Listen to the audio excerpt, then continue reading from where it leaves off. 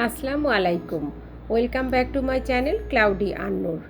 আজকে আমি আপনাদের জন্য নিয়ে আসলাম বাটা মাছ বা পার্শে মাছ এর কষা ঝোল। এটা অত্যন্ত সুস্বাদু একটা মাছ এবং এটা মিঠা পানির মাছ। চলেন তাহলে রান্নাটা শুরু করি। প্রথমে একটা প্যানে তেল দিয়ে তেলটা যখন একটু গরম হলো দিয়ে দিচ্ছি বাটা পেঁয়াজ। আমি 1 কাপের একটু কম দিলাম, দেখে বুঝতে পারছেন। দিয়ে দিচ্ছি 1 চা চামচ করে আদা বাটা, রসুন বাটা, সঙ্গে দিয়ে দিচ্ছি শুকনো মশলাগুলো, এটাও 1 চা চামচ করে আছে। জিরা, হলুদ, ধনিয়া, সব কিছু, মরিচের গুঁড়া, সঙ্গে দিয়ে দিচ্ছি একটু লবণ। এবার মশলাটা তেলের সঙ্গে খুব ভালো করে আমি কষায় নেব। আমি কিন্তু এবার মশলাটা একটু একসঙ্গে সব দিয়ে দিচ্ছি, তার কারণ হলো তেলটা অনেক বেশি গরম হয়েছিল না, এজন্য একসঙ্গে সব দিয়ে দিতে পারলাম। আর যদি তেলটা একটু অনেক সময় গরম হয়ে যায় তখন পেঁয়াজটা দিয়ে একটু ভাজা হওয়ার পরে পানি দিয়ে বাকি মশলাগুলো আমি দিই।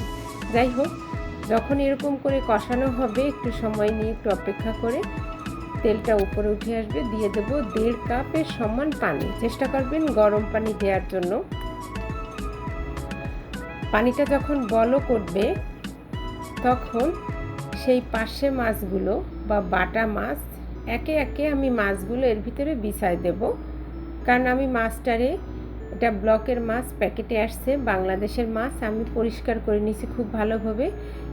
মাথার কাছে যে ফুলকা ছিল সেটা ফেলে দিয়ে লবণ, লেবুর রস দিয়ে খুব ভালোভাবে ধুয়ে আমি এর ভিতরে দিয়ে দিলাম।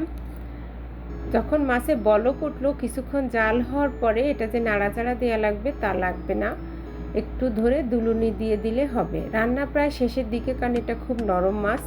যখন এরকম করে ঝোলটা টানে আসবে তখন আমি এর ভিতরে দিয়ে দেবো কাঁচা জিরা বাটা। এটা আমি 1 টেবিল চামচ দিয়ে দিছি, সঙ্গে একটু পানি মিশিয়ে নিছি। এটা আপনারা একদমই স্কিপ করবেন না, চেষ্টা করবেন দেওয়ার জন্য। এই পর্যায়ে আমি দিয়ে দিচ্ছি এরকম বেশ কয়েকটা কাঁচামরিচ, আমি মুখটা একটু কাটে দিয়ে দিছি। এটা দিয়ে কিন্তু কোনো ঝাল আসবে না, শুধুমাত্র অনেক সুন্দর একটা ঘ্রাণ আসবে। দেখে বুঝতে পারতেছেন রান্না কিন্তু হয়ে গেছে। এইবার ফাইনাল টাচ দিয়ে দিচ্ছি ধনিয়া পাতা, যেটা ছাড়া আমার রান্না একদমই সম্পূর্ণ হয় না। রান্না হয়ে গেছে।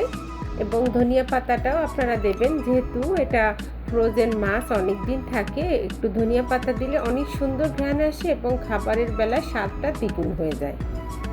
কি কত তাড়াতাড়ি মাছটা রান্না হয়ে গেল, কারণ এটা একদম খুব নরম মাছ। এই মাছের তরকারিটা সাদা ভাতের সাথে অসম্ভব ভালো লাগে। আপনারা রান্না করে খাবেন, কেমন লাগলো আমাকে জানাবেন। আর যদি রান্নাটা ভালো লাগে একটা সাবস্ক্রাইব করবেন, কারণ আপনাদের ভালো লাগাই আমার সার্থকতা। এবং এতক্ষণ ধৈর্য ধরে আমার রান্নাটা দেখার জন্য সবাইকে অনেক ধন্যবাদ। অনেক ভালো থাকবেন। আল্লাহ হাফেজ। আসসালামু আলাইকুম। ও আরেকটা কথা, রান্নাটা কেমন হলো আমাকে কমেন্ট করে জানাবেন। সবাই ভালো থাকবেন।